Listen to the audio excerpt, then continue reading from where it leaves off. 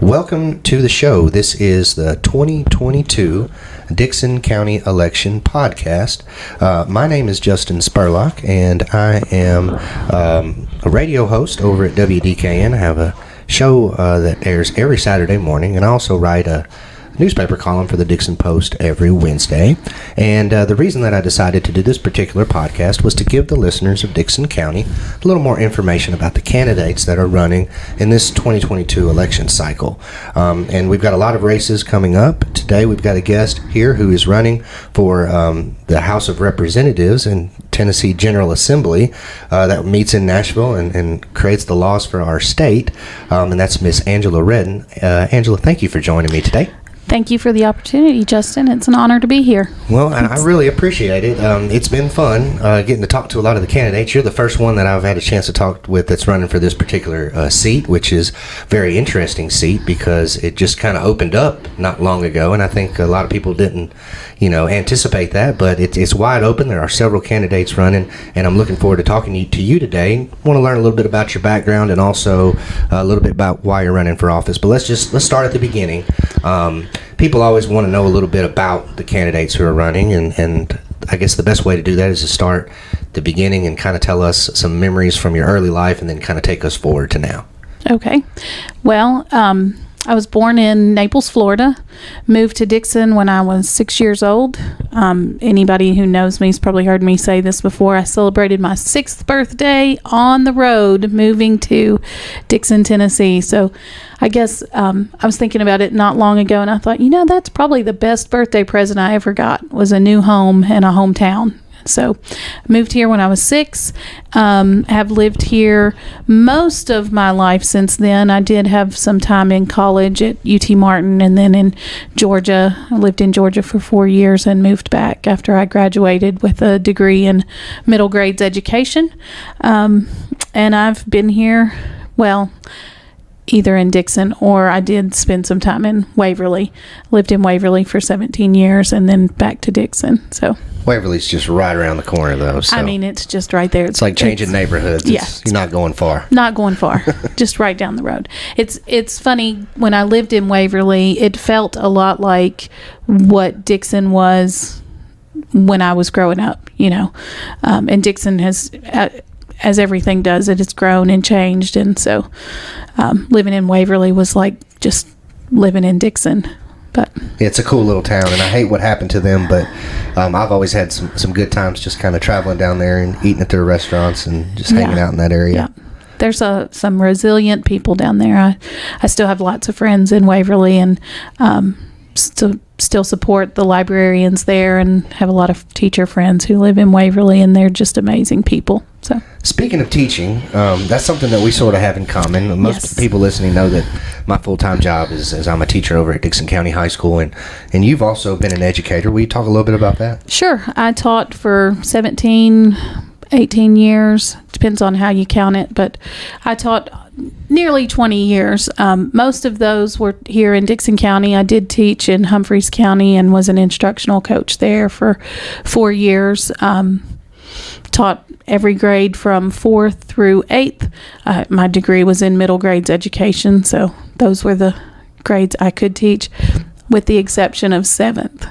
I student taught in 7th and then never taught it again. So, well, student teaching is, in a way, teaching. I remember doing that, and it's tough, especially when you don't have a lot of experience yet. That might have been the toughest year, was my first year, or maybe even student teaching.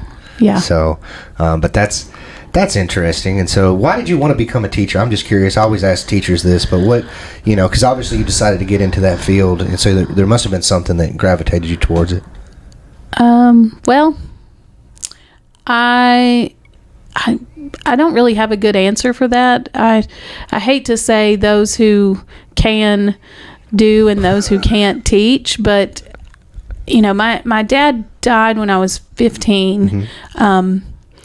I didn't really know what I wanted to do for a really long time. And, in high school, I thought, I want to be a teacher. But then I went to college and did that.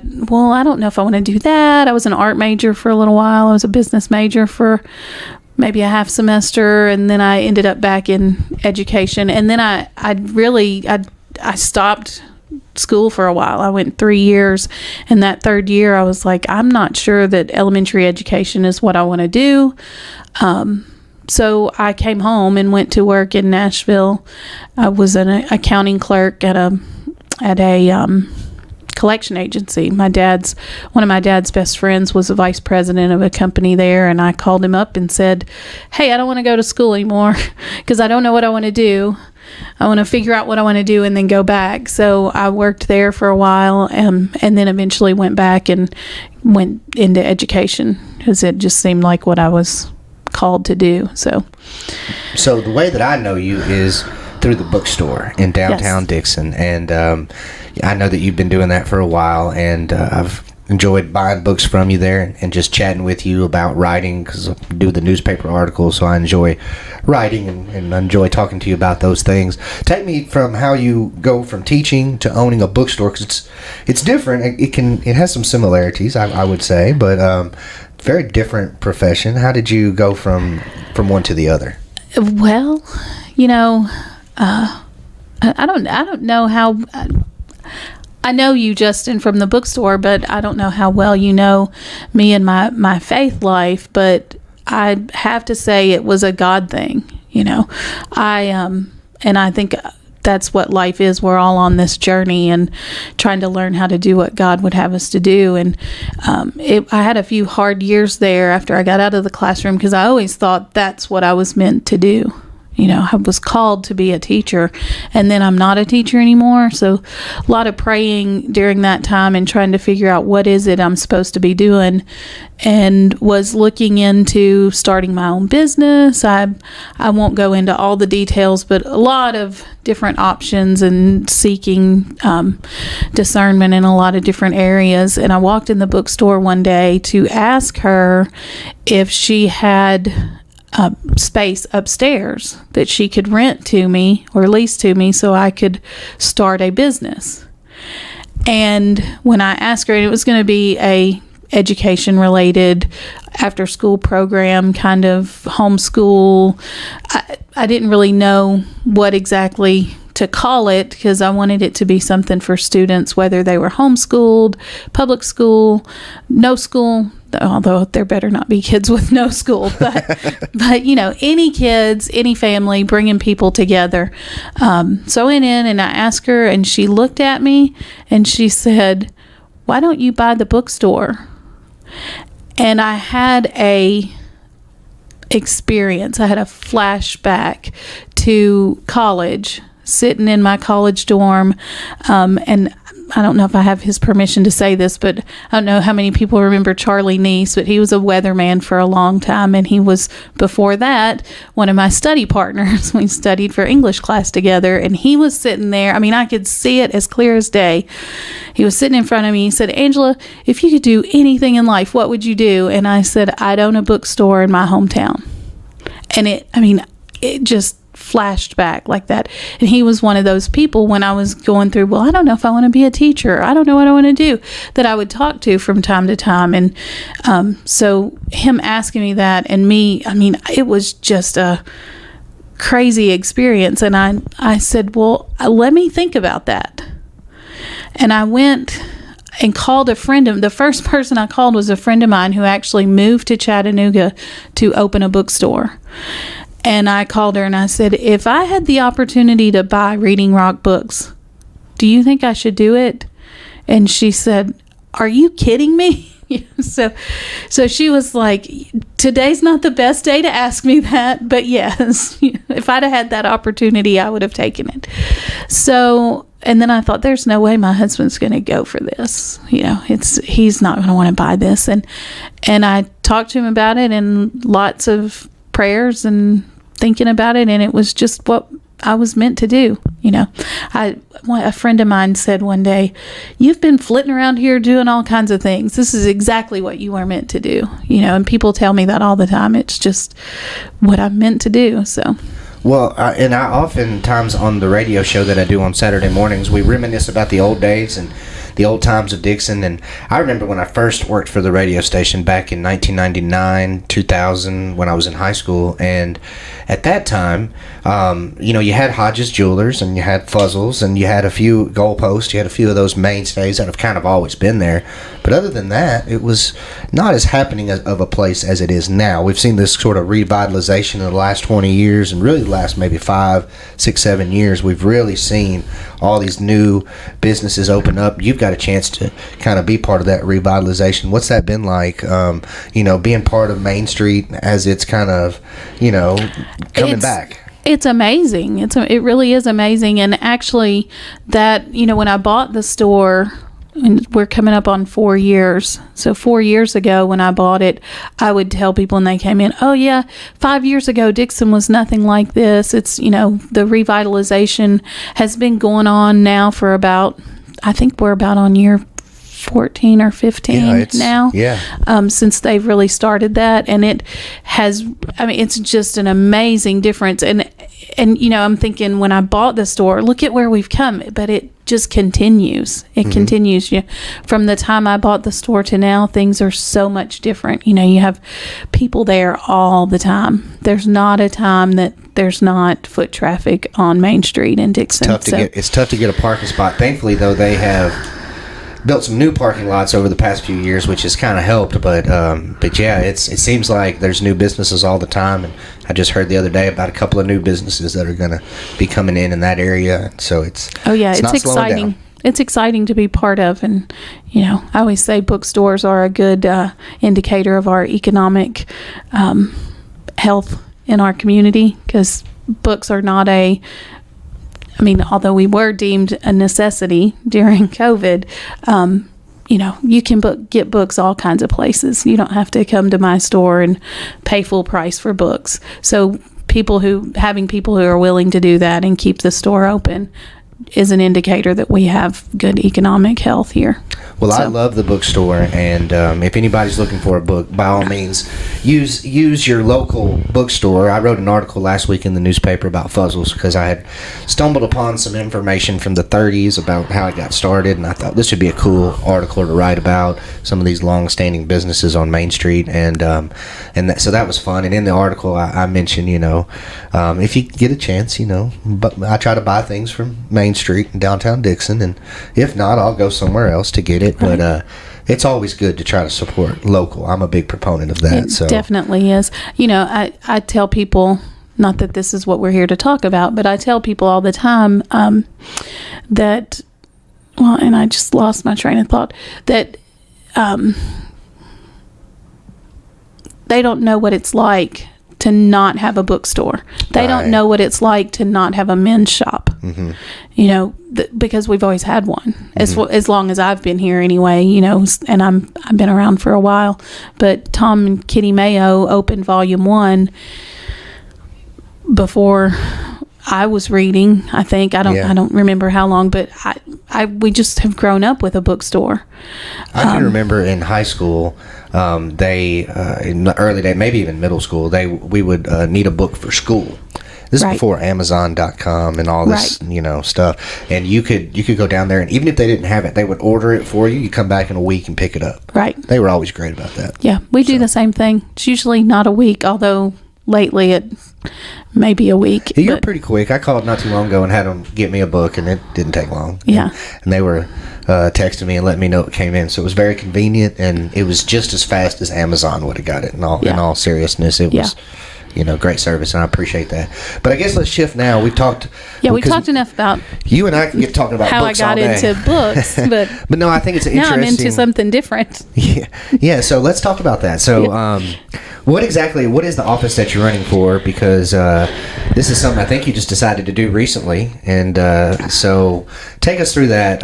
First off, tell us what is the office? Well, I'm running for the Tennessee House of Representatives, District 69. As you said earlier, it's the seat that Michael Curcio has resigned from. It is the House of Representatives is part of the legislative branch.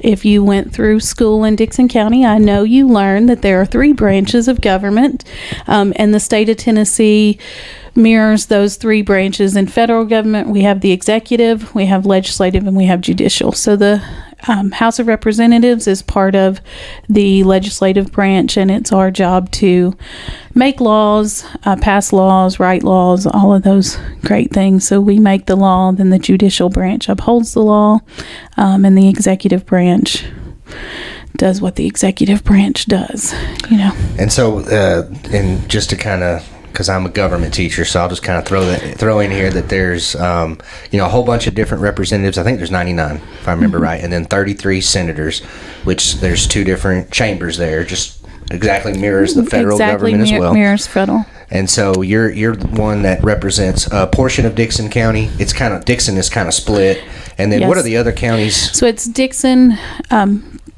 Hickman, and Lewis counties. They just did redistricting. So where it used to go into Murray County, it is now all of Lewis County, which has the city of Hohenwald.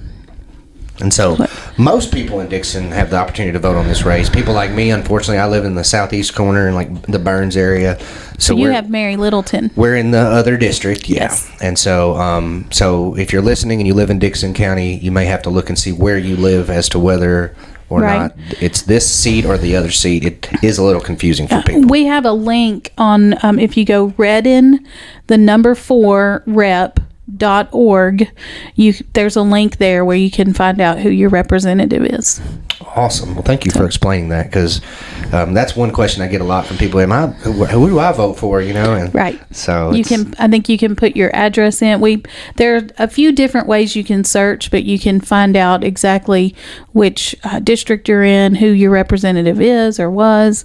That's very helpful. Yes. I'm glad that that you set that up. Well, okay, go ahead and tell me then. So now we know what the office is, and as you mentioned, and I already mentioned, Michael Curcio had held that seat for a long time. You run every 2 years, and he had run for several cycles, and I didn't see any reason why or any indication from him that he was not going to continue doing it until one day he made an announcement that he was no longer going to pursue the seat, and I think he has since resigned. But talk to me a little bit about what inspired you to run, and what was your reaction to the news that he wasn't going to do that anymore? Well, I was shocked when the announcement came out that he wasn't running again. I was just as shocked as anyone else. But he, when he said, when I talked to him, he told me that he had kind of always had that thought that he didn't want to be a career politician. And I have a lot of respect for that.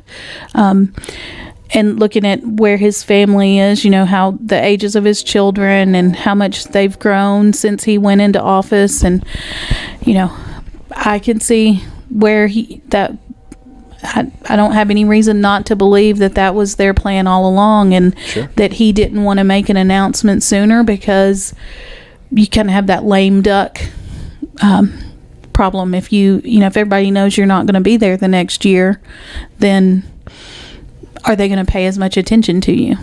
Makes sense. So it made sense to me, and I have no reason not to believe that's his reason for leaving. So. So when you heard the announcement, did you immediately think, I should run? Were you thinking about it beforehand, or how did you come to that conclusion? No, very much like the bookstore. It's like, it's really kind of, looking back in hindsight, it's interesting. And some people may think, well, she's just crazy to do this. But I had a dinner with some really close friends of mine back in January, and jokingly they started saying, after seeing me at an event, I had a speech to make and I was interacting with people, they were all like, you should be a politician, you need to run for office. And I'm just like, well, someday I may run for school board or city council or maybe even county commission, but they kept joking at dinner, and by the end of the dinner had declared that I was going to run for state representative. And I'm like, okay, yeah, great, what, y'all are crazy, that's not going to happen. But at that dinner, the topic of some of the book bills that were going through legislation at the time came up, and to be honest, I hadn't been paying attention like I should, and this one friend of mine said, now would be a great time for you to do it because of what's going on with education and books. And I said, what do you mean? What's going on? And so she started sending me just random texts of, here's this bill, or here's that bill, or have you seen this? Have you seen that? And I started paying attention and reached out to Michael and said, hey, what's going on with this? Or, had some questions about one bill in particular, and ended up going to speak about concerns that I had for the bill that I saw coming through.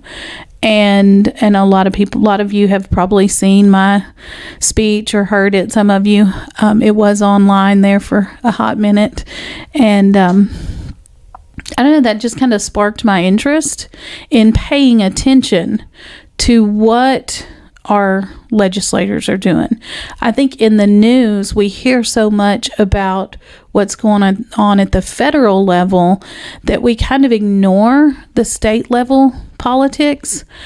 And so I really started paying attention to what's going on, and I'm just kind of a nerd, and I'd find myself at night reading all the on the General Assembly website, reading what they were doing that day, so, and just kind of got interested there, but still didn't have a thought that, well, I should run for Michael's seat. It wasn't until, which I'm kind of the wild card. I'm not kind of, I am the wild card. Nobody knew I was running. There were already people in the race.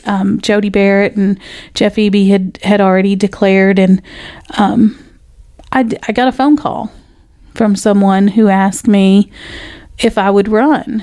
And I thought, that's just crazy, and I said, no, I don't think I'm qualified. And they said, well, you care about your community. You are articulate, which sometimes I talk way too much and don't know that I'm articulate. Me too. But you're articulate, you care about your community, and you're very smart. And I thought, well, is that all you need to be qualified, really?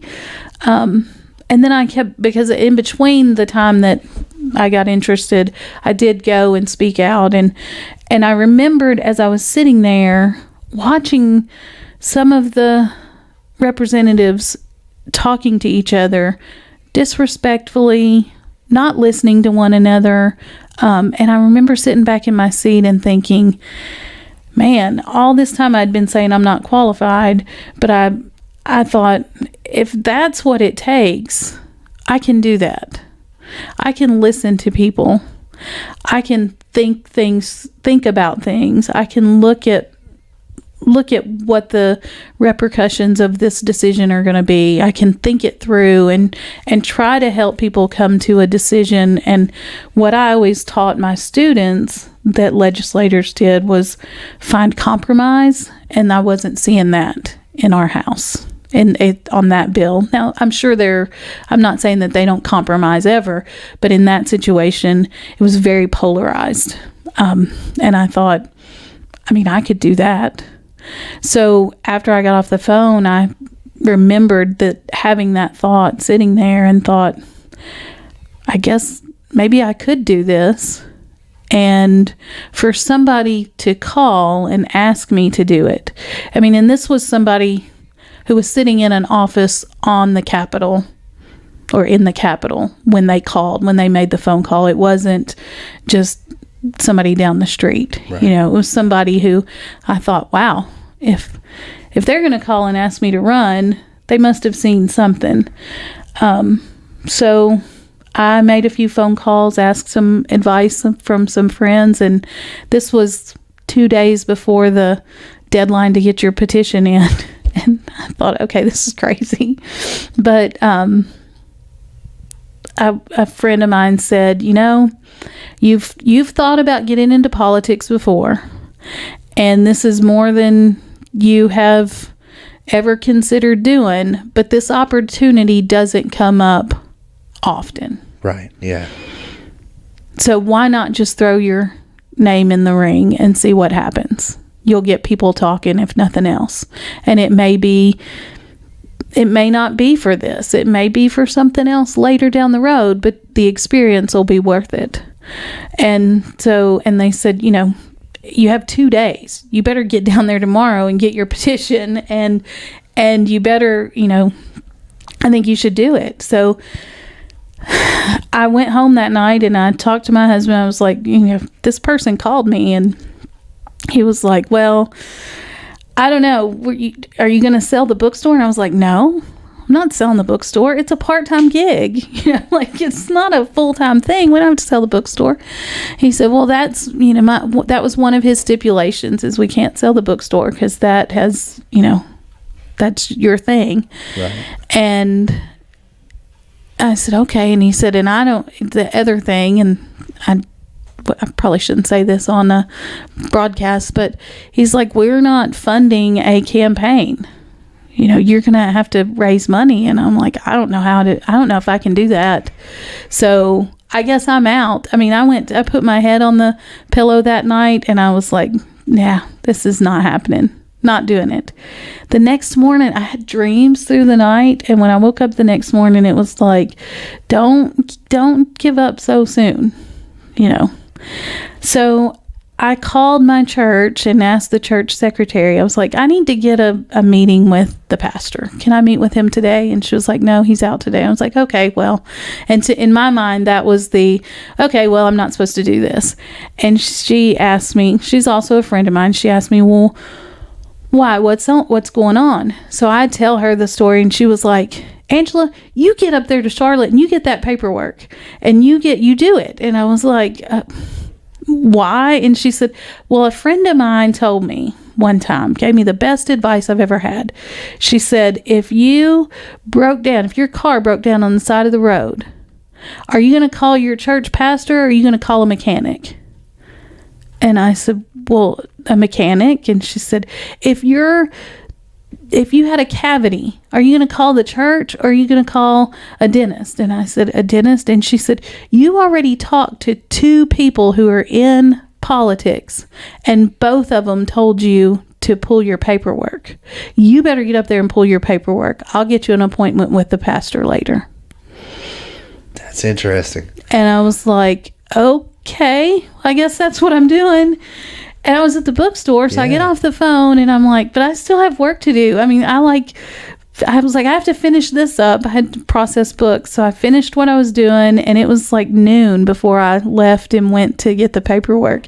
And Roxanne looked at me like, are you crazy? Like, what in the world? And she even asked me, she said, why are you doing this? And I said, I had a call. And, is that a call from God or is that a call from the person who called me? I don't know. It was just a call. And she hands me the packet. And I looked at it and could feel just nervous looking at this packet and looking at what all it takes to do this. And I almost handed it back to her. But I could hear a voice in my head saying, all you have to do is get 25 signatures. And I looked up at her and she said, Angela, all you have to do is get 25 signatures. And I was like, okay, I'll just see if I can get 25 signatures. I turned around to walk out and thought, there's no way I'm getting 25 signatures today. This is all going to be over today. So I left, called my husband and said, of course, he went to work thinking it's all over. It was just some crazy idea. She's not doing this. So I called him and said, will you meet me for dinner at the Mexican place? And he said, sure. And he gets there and I'm like, will you sign this? And he looked at me like, are you crazy? I didn't think you were doing this. And I said, well, I feel like I'm supposed to do this. And I said, but I can't do it without your signature. So will you sign it? And he signed it. And then it was just kind of steps after that. I was like, okay, who all do I have to have sign this? I told him, I said, I have to go to your parents. I have to go to my parents. There were key people that I can't do this without them. And by the end of the night, I had 25 signatures. And the next morning I went to Rotary Club and I added more. And then I left Rotary and went and turned it in, and I had it. And, when I walked out of that office the day before, I thought, there's no way I'm getting 25 signatures before 12 o'clock tomorrow. And really, it wasn't even 12 o'clock. She told me on my way out, she said, don't wait until 12. She said, because you have to get it to me, and you have to get it to Hickman, and you have to get it to Lewis County before 12. Oh, wow. So be here. And I said, I'll be here at 8 o'clock in the morning. And I was there at 8 o'clock, and then I went to turn it in at the other two counties, and hoping the car doesn't break down or something. Yeah, I'm like, That's some pressure. The whole time I was just like, well, if I don't make it, I don't make it. It wasn't meant to be. So, and that's kind of how I've taken, like, every day I get up and I'm okay. What do I need to do today? Where am I? What's the campaign need? And it's been really interesting. I've learned a lot. I don't know. I go and meet with my pastor once a week, and we talk about it, and I'm learning how to campaign, because it's not like I don't want to sit back and be like, well, God told me to do this, so I'm going to win, or God told me to do this. So no, God told me to do this, so now I have to learn how to do it. And it's a lot of hard work. Yeah. It is. And I've learned that from talking to some of the candidates, that it's not as easy as you think. No. There's a lot of work behind the scenes that nobody knows about. Yes. Long nights. There's a lot. Mornings. And there are mornings I wake up and think, I'm not doing enough. Am I? And I pray about it. I'm like, I know I have to work harder. I know that you've asked me to do this, and just halfway doing it that's not what God wants us to do, Does that make sense? Absolutely. Just like when he called me to be a teacher, Yeah. He didn't want me to be a mediocre teacher.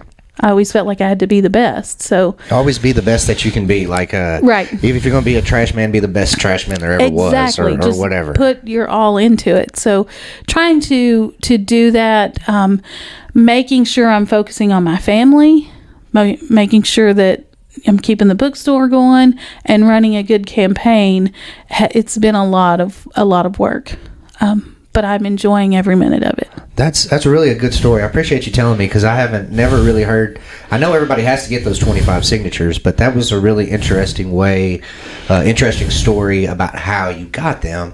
And it's fascinating to kind of see that little detail. You mentioned something a little bit earlier when you went to the House of Representatives, and you were sitting there and you were kind of looking around, and I think it was at that point you realized that maybe I am qualified for something like this. And one of the questions I usually ask is, what is something in your background, or maybe your personality or your character, that makes you qualified for this job?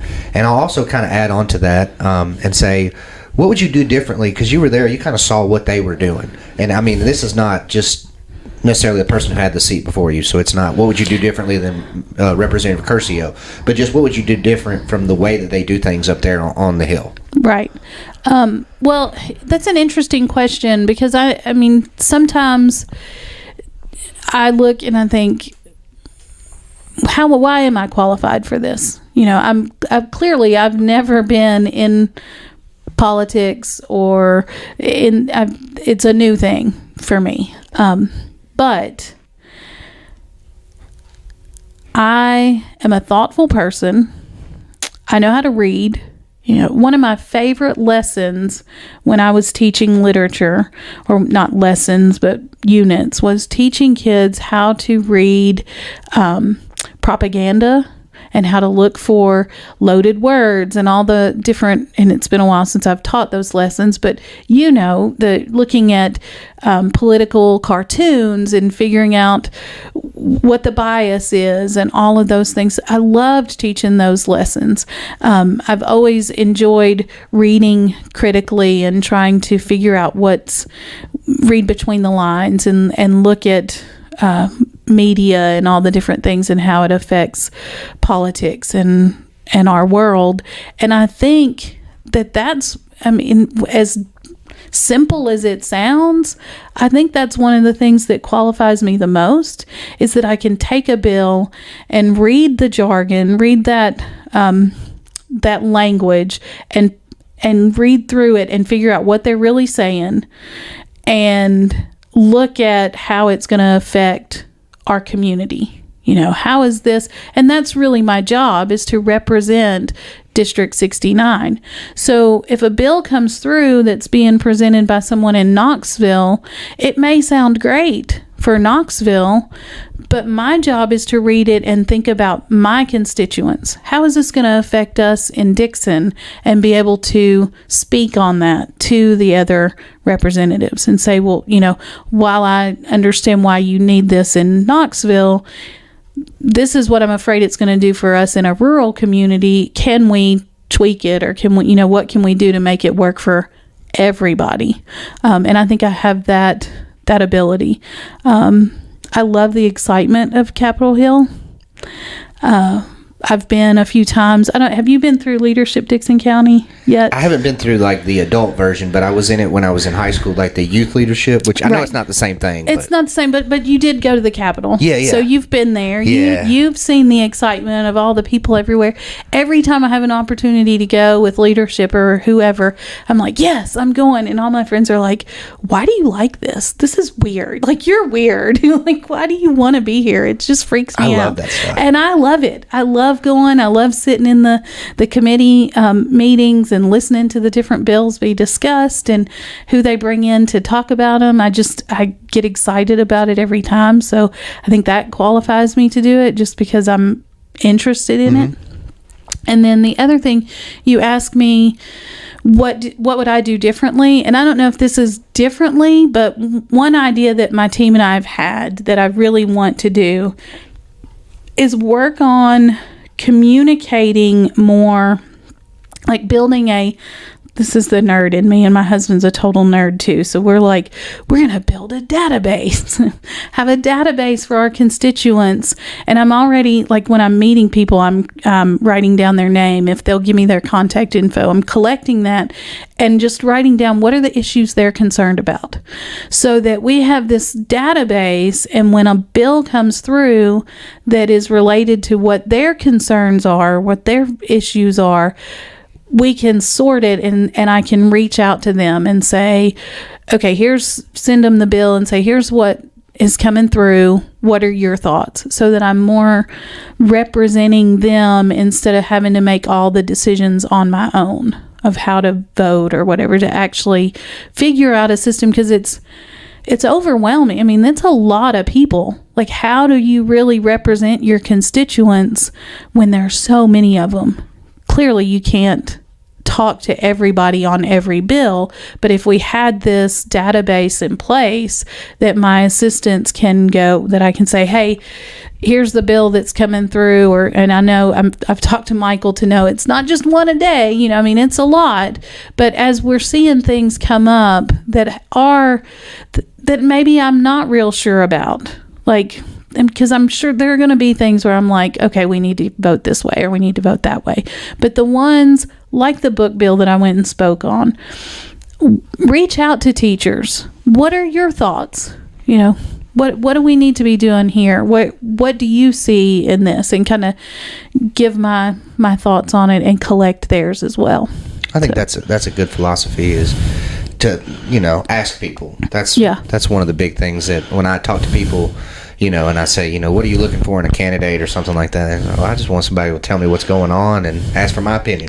Right. It's most of the time what they say. Right. So having that open door policy too, like I don't think enough people go to or call their legislators. I'm trying to encourage people to, talk to me, reach out to me. I want to know what you think.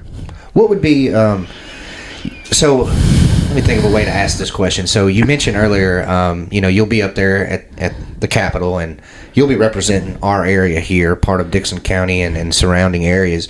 Now, there may be a bill, like you mentioned, where it's good for Knoxville, but it's not really good for our area. So you have to take into consideration kind of the local, the issues here. What would be your most important political issue? Like, for example, Representative Littleton. I know one of her big things from the conversations we've had and just from following the work that she does up there, child trafficking, that kind of stuff, child abuse, seems to be something that's big on her radar. And I know it's not the only thing that she does up there, but that seems to be something she's kind of focused on, and she's introduced some different bills. They've got some good things passed in that area. And as somebody who used to work for the Department of Children's Services, I really value those some of those laws that she's passed. But what would be sort of your... She's done some great work. Absolutely. I have to agree with that. And what would be sort of your focus area or important local political issue that you might sort of hone in on? Well, I mean, it's obvious how I feel about teachers and education. So I obviously want to protect our teachers. I want to protect our students and our educators, but I do feel that there is a trend right now from my own party that we're criminalizing teachers, and we're making general statements about education that aren't necessarily true for our area. I think we have great teachers. I know you're a great teacher. I know we have great teachers in this school system. I've met teachers in Lewis County, librarians in Hickman County, and we just have a lot of really great educators, and our legislator needs to understand that. And when we're passing legislation that affects our schools and teachers, we need to keep that in mind. So I guess that's really where my heart is. Is it the only thing I'm worried about? No. Is it the only thing I'm concerned with? Absolutely not. Our economics are important. We do have Dixon, not so much anymore, but Hickman County and Lewis County are very rural counties. So we need to, and we're growing. Nashville has grown and grown and grown and grown. How do we manage that growth? How do we, for those communities, and I'm looking at what Hickman County and Lewis County, things that they're saying, and do they want to be economically healthy? Absolutely. Do they want their communities to have, their people in their communities to have jobs? Yes. Do they want their farmland to all be taken over by developments? Probably not so much. And do we really want that? Do we want all of the Middle Tennessee to be just filled with housing developments? Not necessarily. So how to manage that growth and look at the economic growth in our area in a way that protects the people who are already here. Well, thank you so much for coming in. I've really appreciated the conversation that we've had. I think this has been a really good conversation. We've touched on a lot of different areas, and I've pretty much asked all of the basic questions that I wanted to ask you. Is there anything else that we haven't talked about that you would like to focus on, or anything else? Well, if anybody wants to dive deeper into any topics, any questions that anyone has for me, I've had some really great conversations on the campaign trail. But if anyone has anything they want to know, I'm doing coffee with a candidate every Wednesday morning at the bookstore at 7 to 9. So anybody is welcome to come. I'll provide the coffee, you provide the questions, and I'll answer them honestly and to my best ability of what I would do for you as a representative. So join me there. Don't forget to check out our reddenforrep.org. Follow us on Facebook and Twitter if you and Instagram if you want to keep up with the campaign. But on all of them, it's going to be Redden, the number 4, and then Rep. So Redden for Rep. On the way out here, I've been asking the candidates. This is one of my favorite parts of the interview. Is if I were to run into you, maybe right outside your bookstore on Main Street, just kind of were to meet you in passing, what would you say if I were to ask, hey, Angela, why should I vote for you? And you've only got like 30 or 60 seconds, like an elevator pitch. What would you say real briefly to somebody? I want you to vote for me because I want to represent you in our state capitol. I want to hear your concerns and take those with me to Nashville. And that's really it. I want to be here for you, or be there for you. So you've already given us your contact information. So if anybody has any questions, or if they're listening to the interview and they're thinking, well, I'd like to ask her about this, they've got a unique opportunity to meet you up at the bookstore, which is on Main Street, Wednesday mornings. What was the time? 7 to 9. 7 to 9. Or they can email me. You can go to reddenforrep.org, and there's contact info there. My email is angela@reddenforrep.org. You can email me. So can anybody show up? Can I just show up? You and can just show up. You'll just give me some coffee and we'll I'll just give talk? you some coffee. That'll be Last fun. week we had muffins. We may have muffins again this week. Just show up and we'll chat. Awesome. Well, I was going to ask you if there were any upcoming events or special appearances. So obviously that would be a good one. But is there anything else going on? Well, obviously I'll be at the Downtown Streets Festival. Obviously, right. There's and it's interesting because on the campaign trail you get to know all the other people who are campaigning, and in 3 different counties. In each county they're like, "Are you going to go to this? Or are you going to go?" And they're like, "No, I'm going to be in Dixon at that time, or I'm going to be in Lewis County at that time." So I've got events coming, and my schedule is crazy busy. But with the 4th of July coming up, there's a lot of stuff there. But the most important dates are July 5th is the voter registration deadline. So if you're not registered to vote, make sure you get registered before July 5th. And early voting begins on July 15th. And election day for my race is August 4th. So make sure you get out and vote on either July 15th through the 30th or August the 4th. It's hard to believe that it's less than 2 months away. I know. It felt like it was a long way off, but then it's just getting closer and closer, and before you know it, it's going to be here, and that's exciting. It is exciting. It's exciting. Well, again, thank you for coming in. I appreciate you taking the time to sit down and talk to me, and you were very open and brought a lot of information, and I appreciate that. If anybody else is listening and you're running for office in Dixon County, I'd like to invite you on the show. I actually upgraded recently, and now we can do call-in interviews. Now, it's more fun to do it in person because I think that's going to be the best way to interview, but if it's just not possible because of schedules, we do have that option. So if you're listening and you'd like to be on this show, just send me a message on Facebook or social media any way that you can, or feel free to give me an email. Send me an email. It's coachspurlock@gmail.com. And like I said, anybody's available to come on, is welcome to come on the show. Anybody who asks, I will definitely get them on. And there are a few people running for your seat. Some of your opponents, that 2 of them have reached out that want to be on the show, and I've reached out to a few of the others, haven't heard back yet. Hopefully everybody will want to do the show, and but we'll see what happens with that. I hope they do. I do too. It gives the people some information. Yeah, I think that's the one thing that most people have question that they have asked is, how do I meet the candidates? How do I get to know them? And really, you just have to.